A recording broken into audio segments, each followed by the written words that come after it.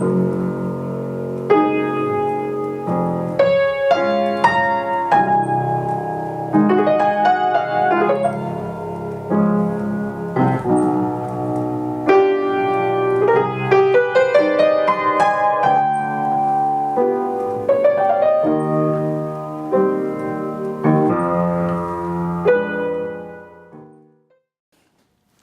livre des Actes des Apôtres. Le jour de la Pentecôte, Pierre, debout avec les 11 apôtres, éleva la voix et fit cette déclaration. « Que toute la maison d'Israël le sache donc avec certitude. Dieu l'a fait Seigneur et Christ, ce Jésus que vous avez crucifié. » Les auditeurs furent touchés au cœur. Ils dirent à Pierre et aux autres apôtres, « Frères, que devons-nous faire? » Pierre leur répondit, « Convertissez-vous et que chacun de vous soit baptisé au nom de Jésus-Christ pour le pardon de ses péchés. Vous recevrez alors le don du Saint-Esprit. Car la promesse est pour vous, pour vos enfants et pour tous ceux qui sont loin, aussi nombreux que le Seigneur, notre Dieu, les appellera. » Par bien d'autres paroles encore, Pierre les adjurait et les exhortait en disant, « Détournez-vous de cette génération tortueuse et vous serez sauvés. » Alors, ceux qui avaient accueilli la parole de Pierre furent baptisés. Ce jour-là, environ 3000 personnes se joignirent à eux. De la première lettre de Saint Pierre apôtre. Bien-aimés, si vous supportez la souffrance pour avoir fait le bien, c'est une grâce aux yeux de Dieu. C'est bien à cela que vous avez été appelés, car c'est pour vous que le Christ, lui aussi, a souffert. Il vous a laissé un modèle afin que vous sachiez que vous devez suivre ses traces. Lui n'a pas commis de péché. Dans sa bouche, on n'a pas trouvé de mensonge. Insulté, il ne rendait pas l'insulte.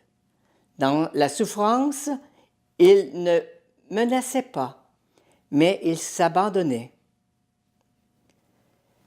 Lui-même a porté nos péchés dans son corps, sur le bois, afin que, morts à nos péchés, nous vivions pour la justice. Par ces blessures, nous sommes guéris, car vous étiez errants comme des brebis, mais à présent vous êtes retournés vers votre berger, le gardien de vos âmes. De l'Évangile de Jésus-Christ selon saint Jean. En ce temps-là, Jésus déclara, « Amen, amen, je vous le dis. Celui qui entre dans l'enclos des brebis sans passer par la porte, mais qui escalade par un autre endroit, celui-là est un voleur et un bandit. Celui qui entre par la porte, c'est le pasteur, le berger des brebis. Le portier lui ouvre, et les brebis écoutent sa voix. Ces brebis à lui, il les appelle chacune par son nom, et il les fait sortir. Quand il a poussé dehors toutes les siennes, il marche à leur tête, et les brebis le suivent, car elles connaissent sa voix. Jamais elles ne suivront un étranger, mais elles s'enfuiront loin de lui, car elles ne connaissent pas la voix des étrangers. » Jésus employa cette image pour s'adresser aux pharisiens, mais eux ne comprirent pas de quoi il parlait. C'est pourquoi Jésus reprit la parole. « Amen, amen, je vous le dis. Moi, je suis la porte des brebis. Tous ceux qui sont venus avant moi sont des voleurs et des bandits, mais les brebis ne les ont pas suivis. Moi, je suis la porte. Si quelqu'un entre en passant par moi, il sera sauvé. Il pourra entrer, il pourra sortir et trouver un pâturage. Le voleur ne vient que pour voler, égorger et faire périr. Moi, je suis venu pour que les brebis aient la vie, et la vie en abondance. Alors nous venons d'entendre ces textes de la parole. Merci à Marcel Bélanger qui vient de nous les lire pour cette semaine, pour ce dimanche et toute cette semaine. Alors, merci Sœur Monique d'être avec nous. Ça fait plaisir. Encore aujourd'hui.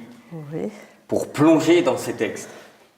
Ce sont de beaux textes cette semaine que nous allons partager.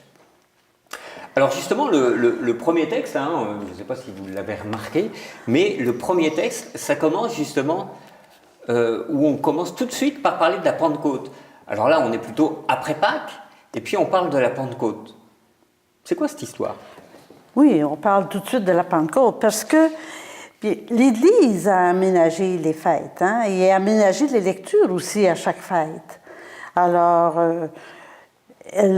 on a eu Pâques, nous fêterons plus tard la Pentecôte, mais la véritable Pentecôte, quand a-t-elle eu lieu? Ça, c'est une bonne question. Bonne question, hein? On dirait peut-être 50 jours après Pâques, oui, mais c'est pas forcément ça. On l'a fêté 50 jours après Pâques, en rappelant le don de la loi. Mais dans le fond, Saint Jean, lui, sur la croix, quand Jésus dit là, en Saint Jean, « Je remets mon esprit », il ne parle pas de sa mort. Chez le peuple juif, rendre l'esprit, c'est pas la mort, c'est le donner l'esprit. Alors, la véritable Pentecôte s'est produite à la croix. Alors, mais on ne le fête pas le vendredi saint, la Pentecôte. C'est ça. On la fête après. Alors, l'Église a aménagé ses fêtes pour que nous ayons le temps d'en vivre. Et puis, c'est aussi collé un peu sur les fêtes juives, où ils fêtaient déjà la Pentecôte. C'est ça, c'est justement ça. Ils fêtaient la Pentecôte, ils fêtaient le don de la loi. Alors, la vraie loi, nous, l'Église, qu'est-ce qu'elle va faire? Elle va dire le chemin, la loi, le chemin pour aller vers Dieu. Parce que la loi, pour un Juif, c'était quelque chose d'extraordinaire. C'est Dieu qui avait appelé à vivre une alliance, puis il dit, en plus de nous avoir appelés à vivre l'alliance, il nous a donné tout le chemin pour la vivre, cette alliance. Et c'est la Torah, c'est la loi. Et on faisait une grande fête. Et quand Jésus est venu, il a dit, la véritable Torah, la véritable loi, le véritable chemin pour aller vers Dieu, ce n'est plus la Torah juive, c'est moi. Alors, au lieu de fêter, on a laissé la fête juive, le don de la Torah, mais l'Église, elle a repris la fête de la Pentecôte pour les catholiques. Vous êtes en train de dire qu'on est passé d'une loi écrite, j'allais dire, sur des pierres, d'ailleurs, oui, dont la loi, Moïse arrive avec les pierres, la loi écrite sur les pierres, et puis peut-être à une loi, justement, avec Jésus, qui n'est plus écrite sur les pierres, qui n'est plus une loi extérieure, mais qui devient une loi intérieure. C'est une loi d'amour, c'est une loi écrite dans le cœur. Il a dit, quelque part, un jour, la loi, vous l'aurez dans votre cœur. Elle ne sera pas en haut, dans les cieux, ni au fond des mers. Mais... Elle est dans votre cœur. Et une alliance, c'est dans le cœur. Une vraie alliance, ça se vit dans le cœur, avec le cœur. Et donc là, effectivement, on retouche un des points qui vous tient à cœur, justement. C'est, on passe de quelque chose, j'allais dire, d'extérieur à une alliance, un mariage, en fait. Oui, tout à fait. Dieu est venu pour épouser l'humanité. Et il l'a épousé. C'est une alliance que nous avons. Et quand nous comprendrons ce que c'est qu'une vraie alliance, nous comprendrons notre relation avec Dieu. C'est une histoire d'alliance et une histoire merveilleuse. Pourquoi un Dieu serait venu épouser une terre humaine très faible, très malade? Il fallait un amour extraordinaire.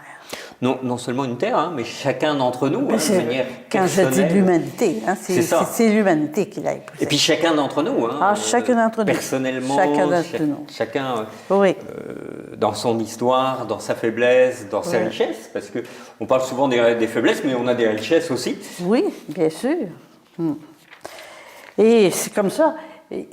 J'enchaîne avec l'Évangile. Quand on dit, par exemple, que Dieu est le bon pasteur, que Jésus est le bon pasteur, ça touche à l'alliance, ça. C'est l'amour d'un pasteur pour son troupeau. Hein? On dit, comment se fait-il qu'on parle de Dieu comme un bon pasteur?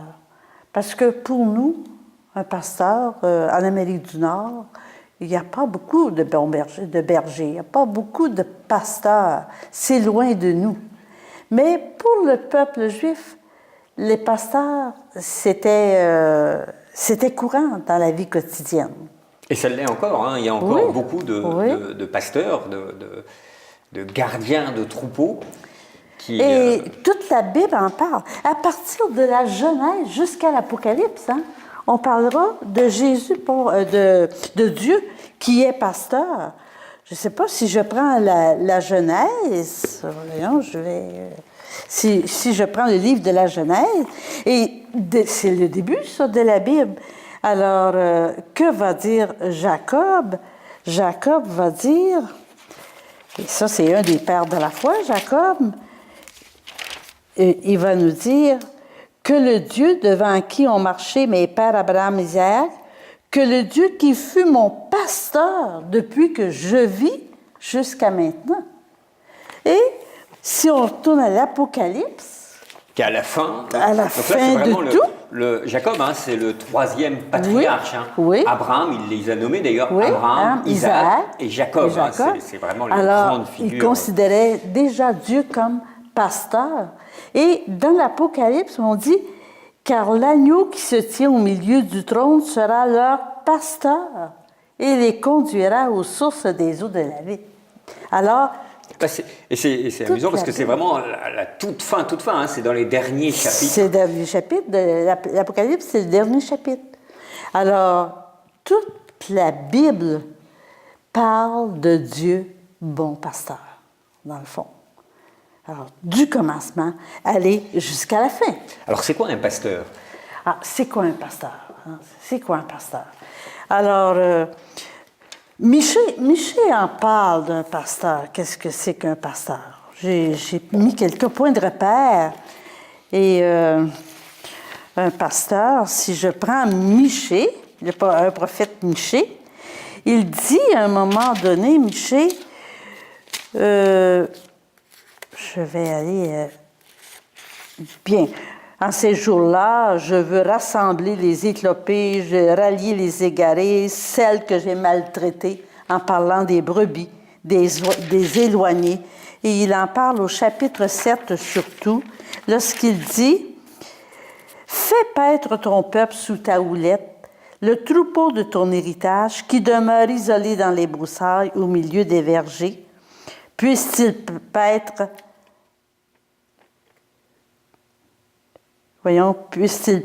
en Bashan et en Galéade comme au jour antique. » Alors, les prophètes ont vu Dieu comme pasteur. Et Alors, je vous interromps, hein, mais Bacham et Galéade, c'est des lieux d'abondance oui, pour la Bible. Là, oui. c'est pour dire ce sont des lieux très agréables où effectivement le bon pasteur amène ses brebis et il leur donne l'abondance. Et ça, il va le dire aussi à la fin de notre texte aujourd'hui. Mais un texte qui est très fort ici, c'est le texte d'Ézéchiel. Alors que, on sait qu'Ézéchiel a vécu pendant l'exil à Babylone. Hein? Alors, il dit à un moment donné, « Ainsi parle le Seigneur. Voici que j'aurai soin moi-même de mon troupeau. » Parce que le Seigneur se plaignait, Dieu se plaignait qu'il n'y avait plus de pasteur, de bon pasteur pour son peuple. Il dit, « J'aurai soin moi-même de mon troupeau, et je m'en occuperai, comme un pasteur s'occupe de son troupeau quand il est au milieu de ses brebis éparpillées, je m'occuperai moi-même de mes brebis. Je les retirerai de tous les lieux où ils furent dispersés au jour de nuée et de ténèbres. Alors, quand Jésus va venir et qu'il va parler qu'il est le bon pasteur, il veut dire quoi? D'abord, il s'adresse à qui? Aux pharisiens. Qui étaient les pharisiens? Ceux qui connaissent la loi. C'est ceux qui connaissaient la loi et qui dirigeaient le peuple. C'est eux autres qui guidaient le peuple par la loi. Alors, quand Jésus va dire « Moi, je suis le bon pasteur », c'est moi maintenant qui va guider le peuple. On dit « Les pharisiens ne comprenaient pas ». Moi, je dis « Les pharisiens ne voulaient pas comprendre ». Parce que ils se sentaient coupables. Et puis, ça veut dire que Jésus s'identifie à Dieu, puisqu'il a dit... Jésus s'identifie à Dieu. C'est ce que ça voulait dire. Alors, c'était difficile aussi à prendre. Hein?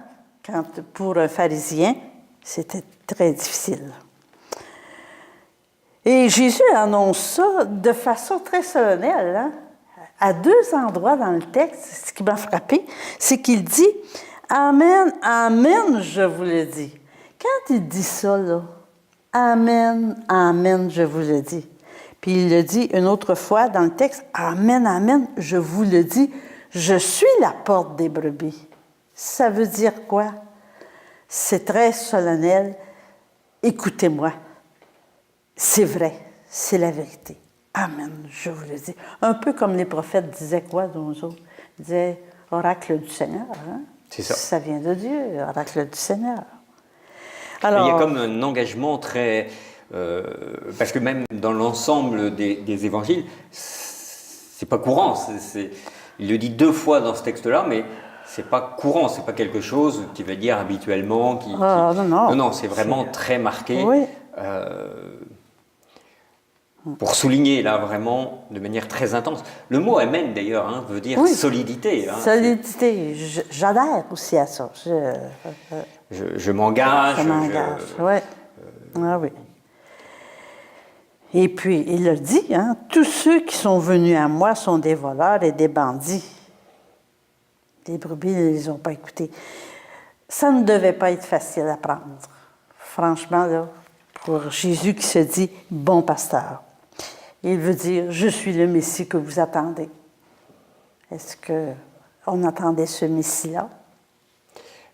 Moi, je me pose souvent la question, parce qu'on est un peu dans des configurations identiques. Hein, un monde qui est très en souffrance, avec un empire qui domine, j'allais dire quasiment sans partage, même si on sait qu'il y a des zones qui sont encore où il y a des barbares, etc. Mais l'Empire romain domine à peu près tout. Et puis on voit que l'Empire romain est en train de chuter.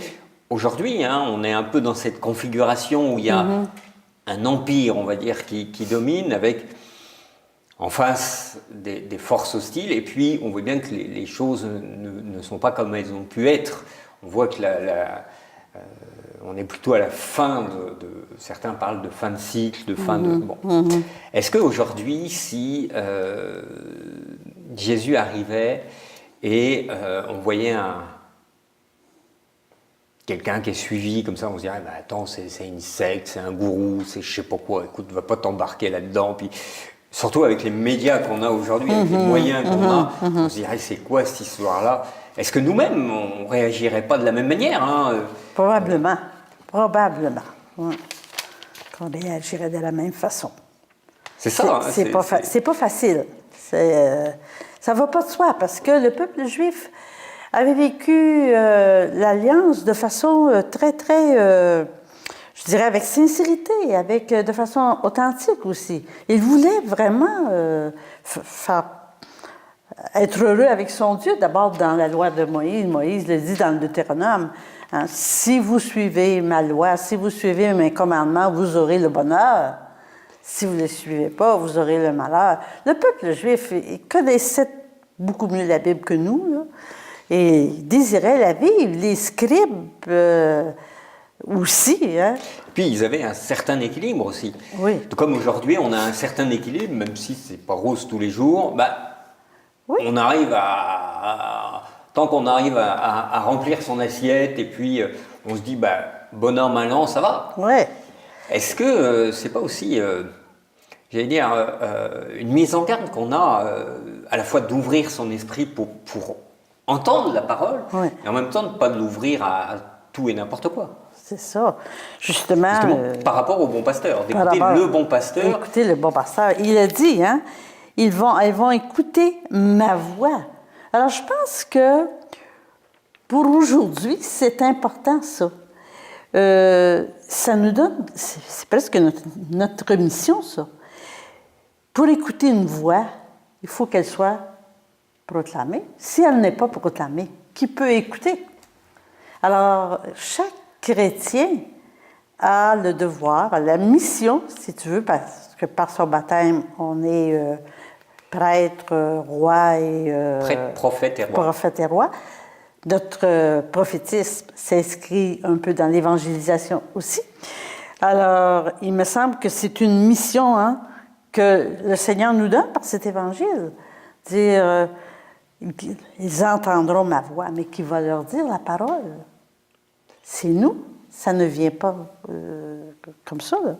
Alors, il faut faire entendre la voix de Dieu. Et peut-être que justement, ça peut être l'occasion pour ceux qui nous écoutent, et puis pour ceux j'allais dire, qui connaissent pas la parole, ben, qu'ils n'hésitent pas à aller justement, soit trouver une religieuse, un prêtre, d'aller trouver un chrétien, et qu'ils n'hésitent pas justement à mieux la connaître, parce que parfois la parole ou l'Église, encore plus l'Église, j'allais dire, peut sembler difficile, peut sembler inaccessible, etc. Ben, et la parole se dit par toutes sortes de façons. c'est ça.